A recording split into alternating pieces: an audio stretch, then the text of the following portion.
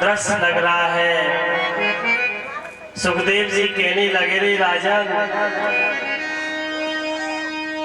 आज समुद्र का मंथन हो रहा है। एक तरफ देवता लोग लग रहे हैं, एक तरफ असुर खींच रहे हैं। बड़ा ही शोभायमान दृश्य लग रहा है, अत्यंत शोभित हो रहा है। जैसे ही समुद्र का मंथन शुरू किया तो एकदम हलाहल जहर निकलने लगा। पहला जैसे ही निकला तो पहला जहर निकला, चारों तरफ त्राहिमाम मच गई, भयंकर ज्वालाएं निकलने लगी और चारों तरफ चिल्लाने लगे। देवता लोग दौड़ करके भगवान शिव के पास में पहुंच गए। भगवान रक्षा करो, भगवान रक्षा करो, आप ही इसको हजम कर सकते हैं, नहीं तो कोई हजम करने वाला नहीं है। पार्वती कहने लगी, रे देखो, तुम्हारा काम बनाने के लिए तो अब तो आकर के शिव जी के पास में, मेरे स्वामी के पास में पहुंचे।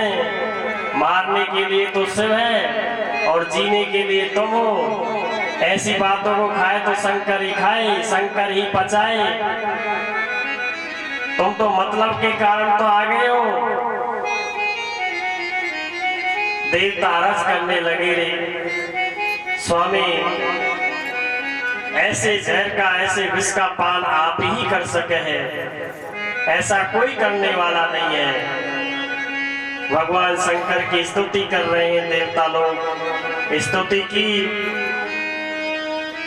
भगवान शंकर बड़े प्रसन्न हो गए। चिंता मत करो, इस हलाहल जहर को मैं ही पीऊंगा। भगवान शंकर ने उस हलाहल जहर का सेवन किया, उसने नीचे नहीं जाने दिया और अपने कंठ में ही विराजमान रख लिए हुए हो। तो इसलिए आज नीलकंठ के नाम से जाने जाते हैं। बोले नीलकंठ भगवान की जय हो। एक दो बूंदे नीचे गिर गई, जिससे सर्प, बिच्छू, जहरीले बर ततैया पैदा भई, जहरीली औषधियां पैदा भई। इस प्रकार से आज पृथ्वी पर उन्हीं के कारण से ये जहरीले जीव जंतु, औषधियां प्राप्त भई। पीते गरीब सांकेरा, पीते अस्तावर दानवः, ममंत्रः शासिन्नुम हरवार्णी ततो है भवतः। जैसे ही भगवान शिव को सब लोगों ने कहने लगे, रे प्रभु, आप लज्जा रखने वाले हैं, सबकी लज्जा रखी, देवताओं का मान सम्मान रखा। बड़े वेग से पुनः समुद्र का मंथन करने लगे। दूसरे रत्न के रूप में कामधेनु प्रकट भई। उन्होंने कहा कि चलो, यज्ञ आदि ब्राह्मणों ने जो यज्ञ हवन करने के प्रात में जो ग्रहण कर लिया, तो उसको कामधेनु को उसको दे दिया जाए, जो ब्राह्मणों के रूप में वो दिया गई, जिसको नाम है कामधेनु, दूसरे रत्न में पैदा हुए। उसके बाद में चंद्रमा के समान श्वेत वर्ण का उच्च स्रव वाला नामक घोड़ा निकला। बड़ा ही सुंदर था, जिसे राजा बलि को दे दिया गया। चौथे रत्न के रूप में ऐरावत नाम का हाथी प्रकट भयो, जिसके 4 दांत थे और ऐसा ऐरावत कैलाश पर्वत के समान बड़ा शोभायमान लग रहा था, बड़ी ही सुंदरता थी, जिसे इंद्र को दे दिया गया। कौस्तुभ नामक प्रकाश मणि प्रकट भई, जिसे भगवान अजित ने कंठ में धारण कर लिया। छठवें जो रत्न निकला, जो कल्प वृक्ष के रूप में प्रकट भयो, सभी की कामना पूर्ण करने वाला था, जो कल्पवृक्ष जैसी अपनी कामना करते हैं उसके नीचे बैठ करके उसके कार्य सिद्ध हो जाते हैं, उसे स्वर्ग लोक में भेज दिया गया। स्वर्ग लोक की बड़ी शोभा आज कल्पवृक्ष बढ़ा रहा है, जिससे समस्त जीव ये आशा करते हैं अपन भी भगवान बैठ करके आराधना करते हैं। लेकिन ये भी तो है, आराधना तो सभी करते हैं, लेकिन आराधना करते समय ये भी ध्यान रखना चाहिए कि हमारी जो 10 इंद्रियां हैं वे वश में है कि नहीं है।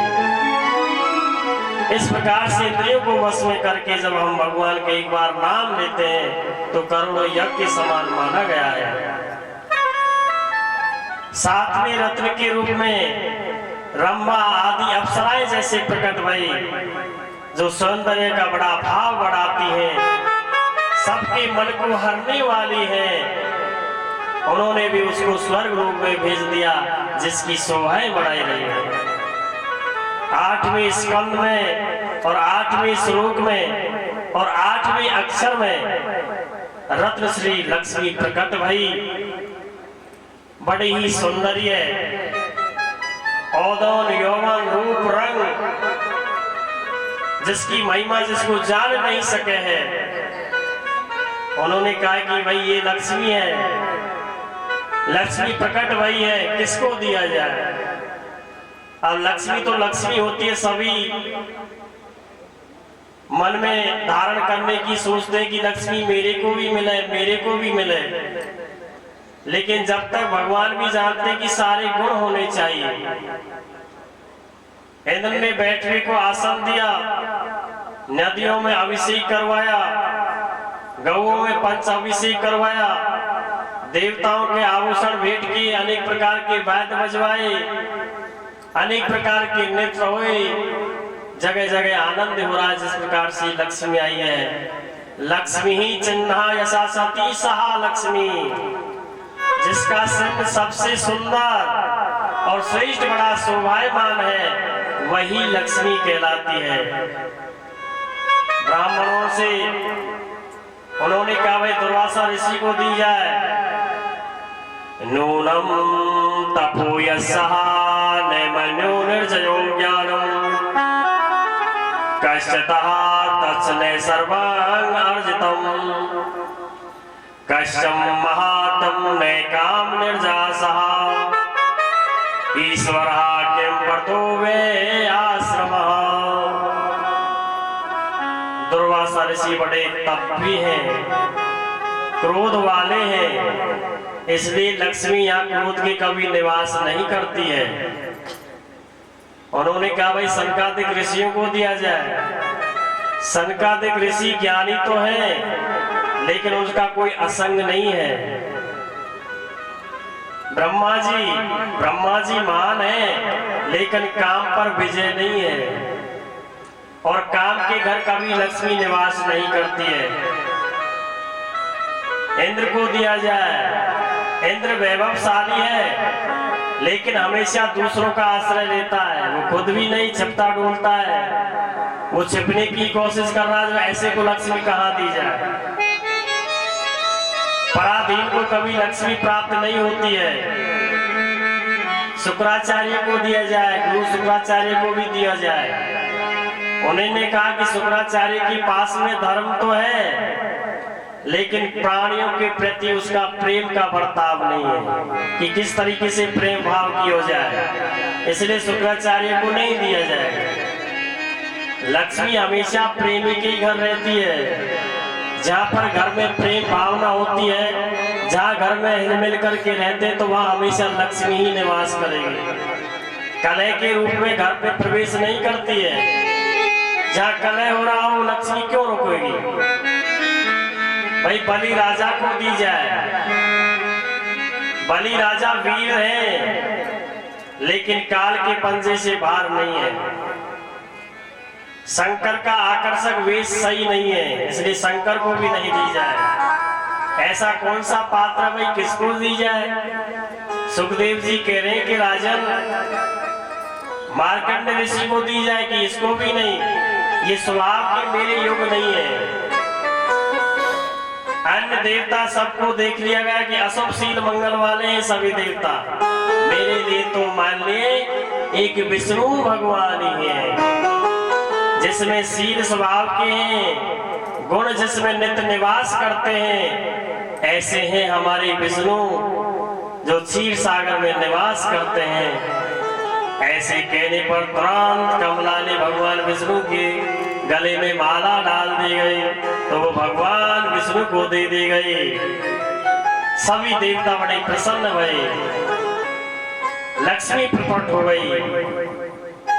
संसारी लोग तो लक्ष्मी को अधिक चाहते हैं, जो संसार के लोग हैं कि हमको लक्ष्मी हुई। सर्वे गुणाकाशा मासरंती प्रसिद्धा। उन्होंने कहा कि देखते हैं कि लक्ष्मी में कैसा गुण है। एक समय क्या हुआ, नारायण ने दोनों में विचार होने लगा, लक्ष्मी और नारायण भगवान विष्णु भगवान दोनों आपस में बात कर रहे हैं कि आज देखते हैं तू बड़ी है कि मैं बड़ी। आपस में होड़ हो गई। चलो आज परीक्षा ही ले लेते हैं कि लक्ष्मी बड़ी है कि नारायण बड़ा है, देखते हैं दोनों में से कौन बड़ा है। तो लक्ष्मी ने कहा देख लो, आज देखते हैं कि कौन बड़ा है। तो भगवान विष्णु ने एक साधु का वेश बनाया और साधु का वेश बना करके एक नगर में चल दिया। उस नगर में एक सेठ रहा करे हो। तो जैसे साधु महाराज उस सेठ के दरवाजे पर पहुंचे तो सेठ ने कहा कि महाराज आओ, संत भगवान मेरे द्वार पर आए हैं। संत मिलन को ताजे तज माया अभिमान, जो जो पग आगे धरे तो कोटनिया के समान। जब संत भगवान घर में आ जाते हैं तो ये समझो सारी पीड़ाएं दूर हो गई। संतों की महिमा बड़ी निराली है। संतों का स्वभाव बड़ा सरल स्वभाव का है, माखन जैसा संतों का स्वभाव है। उन्होंने कहा कि गुरुजी मैं आपका चेला बनना चाहता हूँ। आराम से चेला बनी। भगवान ने मंत्र दीक्षा दी, शिष्य बना लिया गया। सेठ ने कही कि गुरुजी जाना नहीं है, आपको जितना दिन ठहर सको यहीं ठहरना है, आराम से रहना, लेकिन मेरे घर को छोड़ करके मत जाना। मेरी कोई उसमें त्रुटि हो जाए कोई सेवा में तो मुझे माफ कर देना, लेकिन आप यहाँ से जाना नहीं है। भगवान बोले चिंता मत करें, मैं तो नहीं जाऊंगा। इधर से लक्ष्मी बुढ़िया का रूप बनाकर उसी सेठ के दरवाजे पर आ जाती है। सेठानी से कहने लगी कोई पानी पिलाने वाला है। तभी सेठानी बाहर से एकदम आई और बाहर देखी तो एक बुढ़िया खड़ी हुई है। क्या बात है बुढ़िया, प्यास लगी हुई है, पानी पिलाओ। बुढ़िया को पानी लेकर के आई सेठानी, और जैसे ही बुढ़िया ने पानी पिया तो लोटा सोने का हो गयो। जैसे ही सोने को लोटा हो गयो तो सेठानी को मन चंचल हो गयो। उसने कही कि ये बुढ़िया बहुत काम, ये बुढ़िया तो इतनी अच्छी है कि पानी पीने से ही सोने का लोटा हो गया। यदि मेरे घर में भोजन करेगी तो ये सारे बर्तन सोने के है जाएंगे। सेठानी ने कहा कि बुढ़िया घर पर आ जाओ। कि भाई घर पे तो आ जाऊंगी, लेकिन ये दाढ़ी वाला बाबा जी बैठा रहा क्यों ने, या बाबा जी जब घर से बाहर निकाल देगी तभी जा करके मैं आऊंगी, नहीं तो नहीं आऊंगी। क्या ठीक है भैया। जार सीट बुलाया सेठानी ने, इतना ही हो ये धड़कुड़ा काई को बैठा रखे हो, ये भी तो ये बढ़िया है बुढ़िया, मैंने तो पानी पिलाया और सोने को लोटे बन गए। सेठ को भी मन लालच से फंस गए। पर ये कह रही है कि या बाबा जी निकाल दे तब आऊंगी मैं। सेठ जी गुरु जी के पास गए, गुरुजी अब तो 15-20 दिन रह गए, अब उठाते डंडा दे रहे यहाँ से चल। भैया क्या बात भाई, तू तो यूँ कह रहा हो कि 2 महीना 4 महीना 5 महीना खूब रुको आराम से, ऐसी क्या जल्दी? नहीं नहीं गुरुजी कोई जरूरत नहीं, ले तेरी कंठी माला, मुझको नहीं चाहिए ऐसे गुरु, और तुम यहाँ से निकल जाओ। महात्मा को निकलना पड़ा, महात्मा बेचारा चला गया। बुढ़िया भी कहने लगी देख भैया अब हम भी नहीं रुकेंगे, हम भी जाने वाले हैं। तो जहाँ पर लालच का वो जो चीजें ज्यादा होती हैं, जहाँ माया का प्रभाव होता है, तो लक्ष्मी उसके लिए अपन पुकारते हैं, ललचा जाते हैं।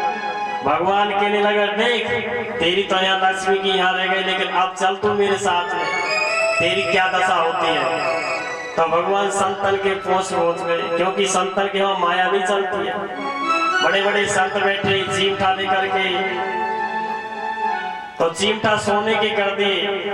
बैल संतों ने चिमटा उठाया, लक्ष्मी के पीछे दौड़े कि हम तो पहले से यहाँ से निकल करके आए और तो माया लग रही है, तो इसलिए हम तो माया से दूर हैं। तो जैसा जहाँ का स्वभाव होता है वो वैसा ही होता है। तभी तो कबीरदास ने कहा है माया मरी ने मन मरा, मर मर गए शरीर, आशा तृष्णा ना मरी तो कथ गए शांत कबीर।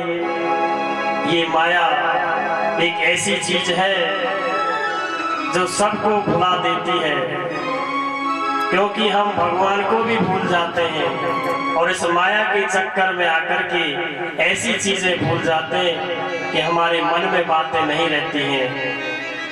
ये माया के ही चक्कर में अपन पिस रहे हैं और माया के चक्कर में भगवान का नाम नहीं ले पाते हैं। इसलिए भगवान का नाम भी लेना चाहिए, भगवान का जप करना चाहिए। पुनः समुद्र का मंथन शुरू हुआ, जिसमें मदिरा प्रकट हुई। 9वें रूप में मदिरा निकली। भगवान ने इशारा दिया जाओ इसको देवता ग्रहण नहीं करने, ये मदिरा है, असुरों को दिया जाए। मदिरा असुरों को दी गई, असुर उसको पी करके मस्त हो रहे हैं। तभी तो जिस घर में ये राक्षस प्रवृत्ति प्रवेश कर जाती है तो वहां राक्षस ही राक्षस घूमते हैं। पुनः समुद्र मंथन किया, उसमें अमृत का कलश निकला। भगवान धन्वंतरी उस कलश को लेकर के प्रकट भये। बड़ा ही सुंदर दिव्य रूप है। अब तो उसको देखते ही सारे रोग दोष सब दूर हो जाते हैं कि भाई आयुर्वेदक प्रवर्तक हैं।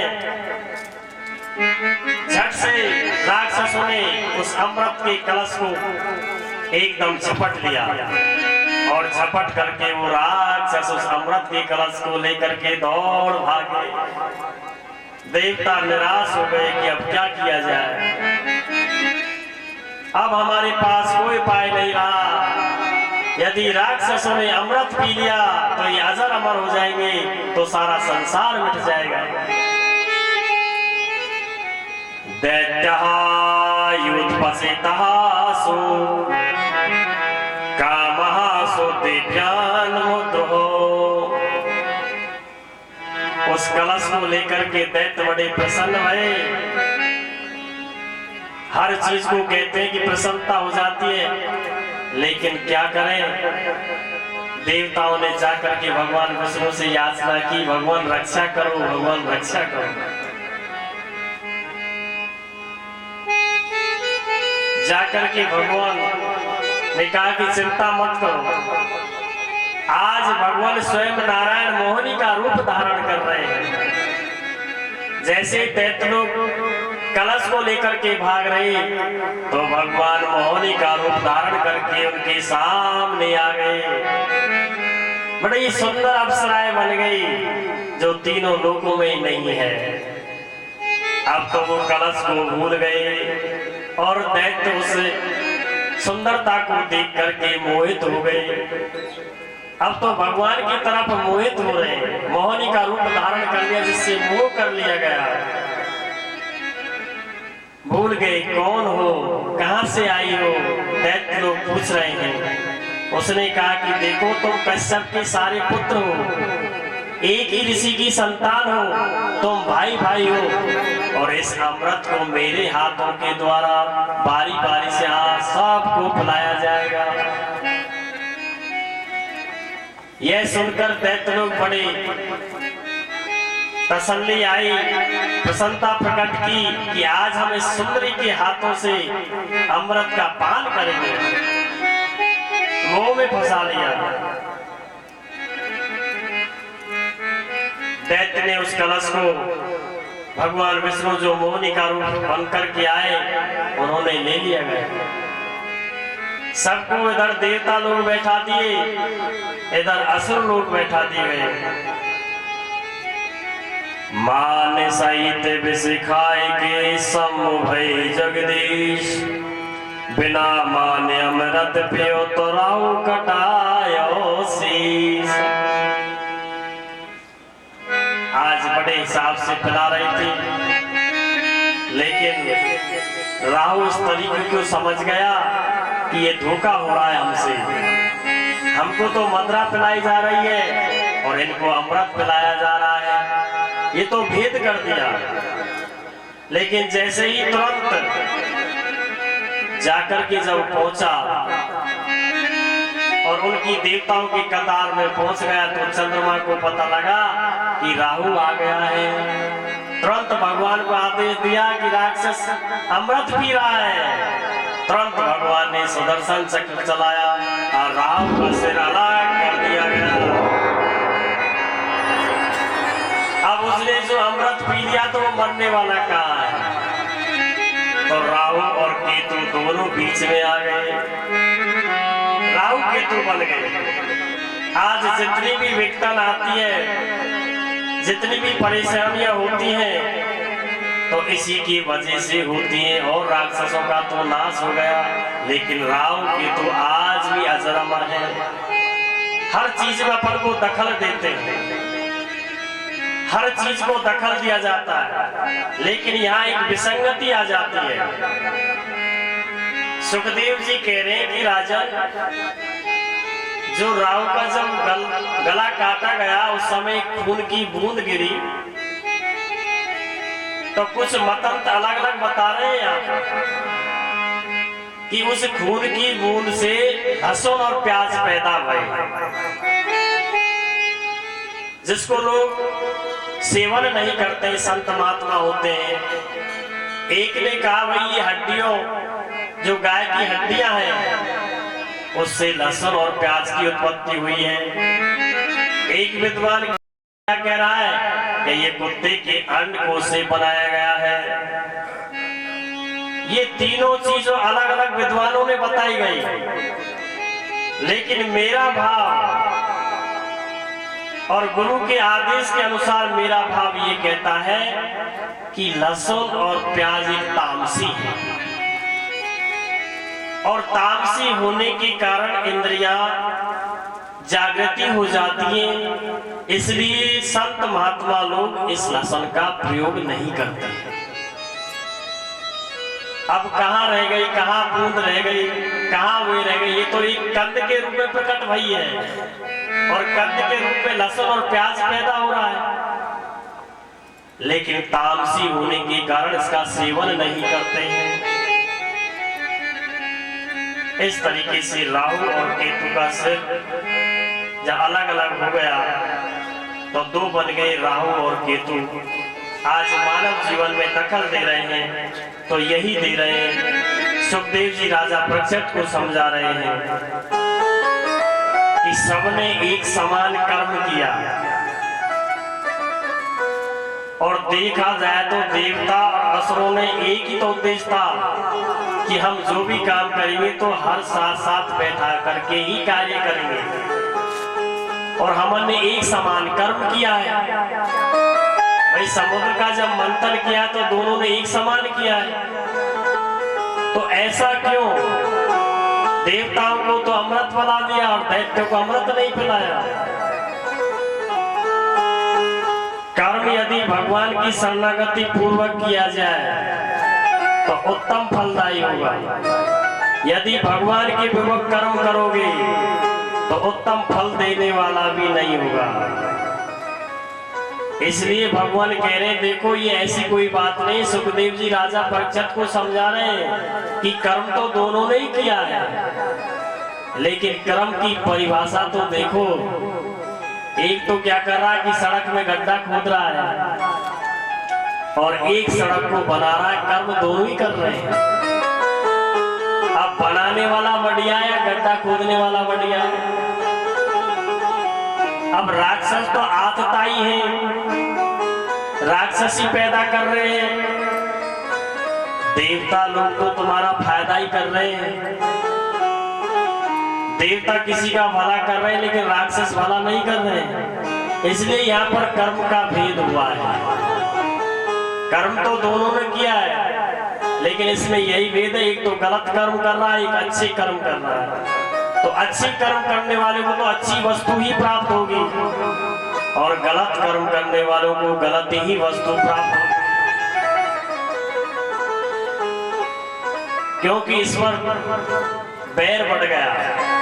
अब बैर तो बढ़ना ही बढ़ना है। उन्होंने कहा इन्होंने तो धोखा कर दिया। तो इस घटना को देखते ही देवता और दानवों में आपस में बैर बढ़ गए। दोनों में भयंकर युद्ध होने लगा। देवासुर का संग्राम हुआ।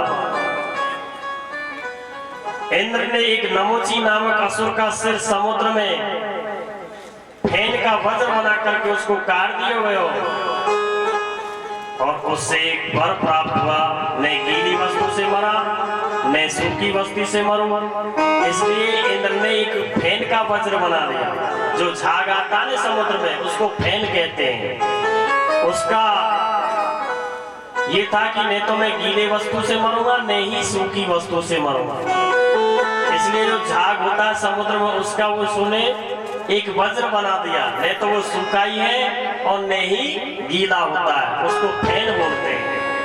उसी का हथियार बनाया और हथियार बना करके दैत्य को पराजित कर दिया। जो श्राप था वो भी पूरा हो गया। इस तरीके से 11 रत्नों का उल्लेख जो भागवत के हिसाब से इसमें किया गया है, जिसमें 14 रत्न बताए गए, उसमें 11 रत्नों का उल्लेख इस श्रीमद् भागवत में कहा गया है।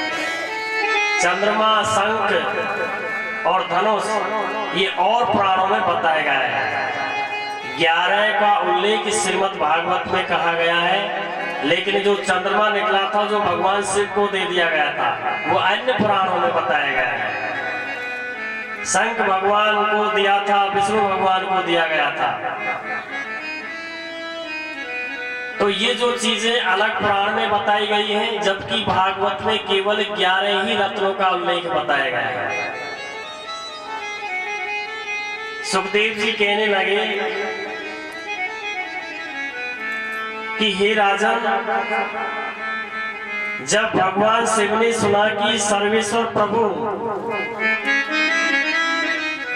भगवान मोहिनी का रूप धारण किया है, विष्णु भगवान ने देवताओं को अमृत पिलाया और दैत्यों को मोहित करने से वंचित कर दिया।